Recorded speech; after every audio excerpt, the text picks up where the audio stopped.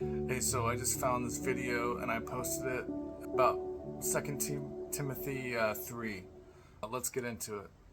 Look, right, I'm about to show y'all the verse that really scared me and made me realize that we really in the last days. Look, this is what it say, y'all. 2 Timothy chapter 3. It say, but mark this, there will be terrible times in the last days. People will be lovers of themselves, lovers of money, boastful, proud, abuse. Alright guys, I appreciate you guys watching these videos. If you can like the video, share it. Share this video with one person. This is all I'm asking. Share it with one person that you think that needs this message. Alright, just share it with one person. And it's better that one person gets it than 100 people that don't care. If you want to share it with one person. That's all I'm asking. And alright, enjoy the rest of the show. Alright, first, before we talk about this, let's read the scripture. But mark this, there will be terrible times in the last days. People will be lovers of themselves, lovers of money, boastful, proud, abusive, disobedient to their parents, ungrateful, unholy, without love, unforgiving, slanderous, without self-control, brutal, not lovers of the good, treacherous, rash, conceited, lovers of pleasure rather than lovers of God, having a form of godliness but denying its power. Have nothing to do with such people.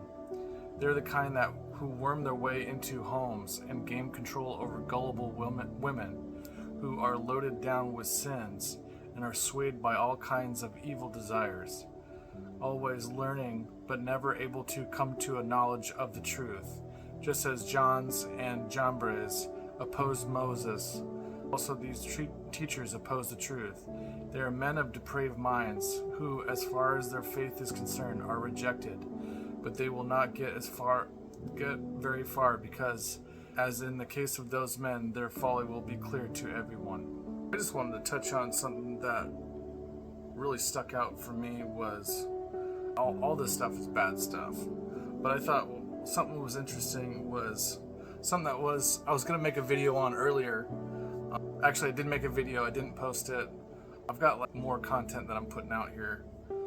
I'm trying to kind of dial in some stuff. One of the things was that caught my eye about this was having verse 5 is having a form of godliness but denying its power. It was right now we have a bunch of people that say that they're spiritual. When I was growing up, more people were saying they're atheists. Right? They're oh, there's no God, blah, blah, blah. But now more than ever, everyone says they're spiritual. So that's kind of interesting how everyone says they're spiritual now. They're admitting there is spirit, there is a different realm that we're in that affects this realm. So they're admitting it. People are saying, oh, I'm spiritual. They're saying right away, there is something else. I thought it was interesting that revelation was coming to me, and then it got confirmed with this. It actually got confirmed 2 other times. I've had a conversation about this. It just keeps getting brought up. So I'm I gotta put a video out on this. I just thought that was pretty interesting how people are they recognize that there's a spiritual realm, but they're right there. They don't want to. This is how the word puts it: have a form of godliness, but denying its power. I thought that was just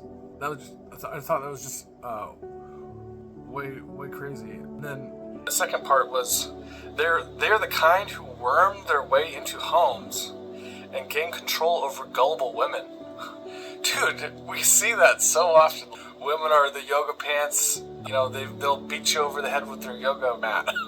With their crystals and stuff. We all know. And so it says gain control over gullible women who are loaded down with sins and are swayed by all kinds of evil desires. If you don't read the Bible, you don't see this is so true. And then I thought that was pretty interesting. And then at the bottom of that chapter, it's gonna pop up. And then bottom of this chapter, and then the evildoers and imposters will go from bad to worse, deceiving and being deceived. You see that a lot.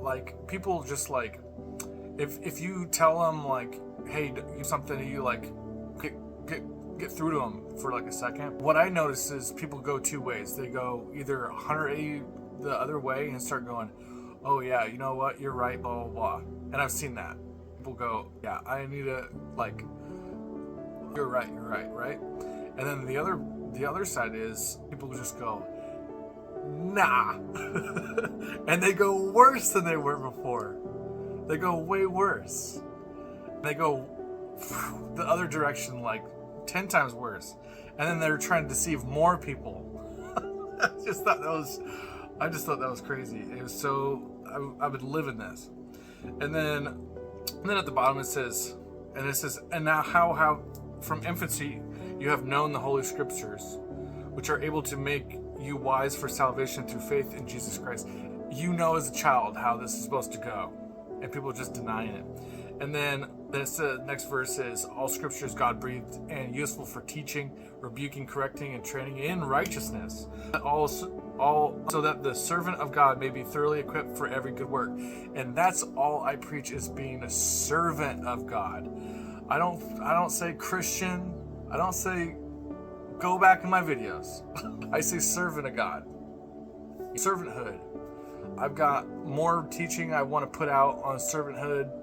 It's huge topic. And so I wanted to put out, I wanted to get that going for servanthood. Look for that when I'm going to put that out. It's huge, eye-opening revelation. In servanthood, it's basically you serve those who you love. You'll do anything for the ones you love, right?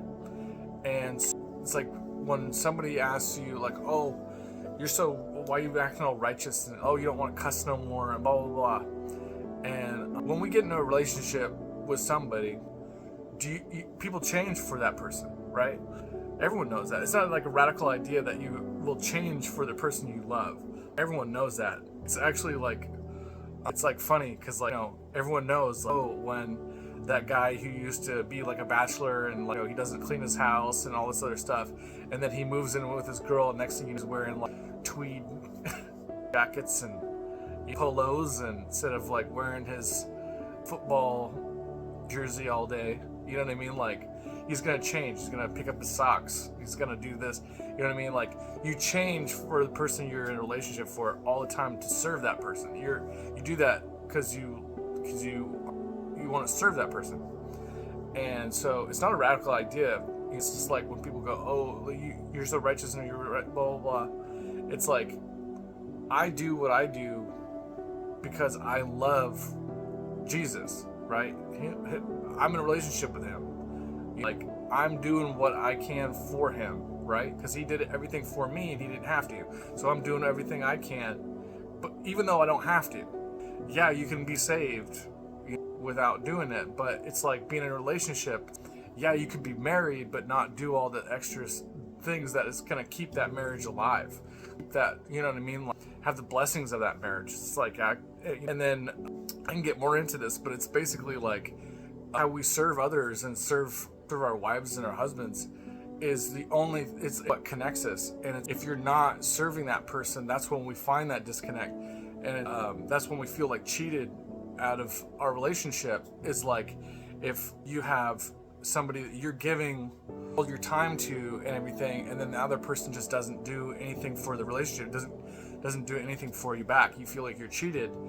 You feel like you're doing all this effort for that other person, and they're just skating by, or they're just not doing anything, and then that hurts. You feel like you're doing all this work, you've changed, you've done all this to do the relationship. See what I'm saying? Like, the servanthood message is huge. It's real deep. I wanted to put a whole long form video out on that because it's just like, I got too much to say in 10 minutes. Basically, that was my message. I kept popping up, so it's like, I gotta put this out. You're tired. I'm tired. I've been like sleeping more than usual. I don't know what it is. Y'all pray for me. Thank you. And but anyways, God bless. I just wanted you to get that message. And all right, I love y'all.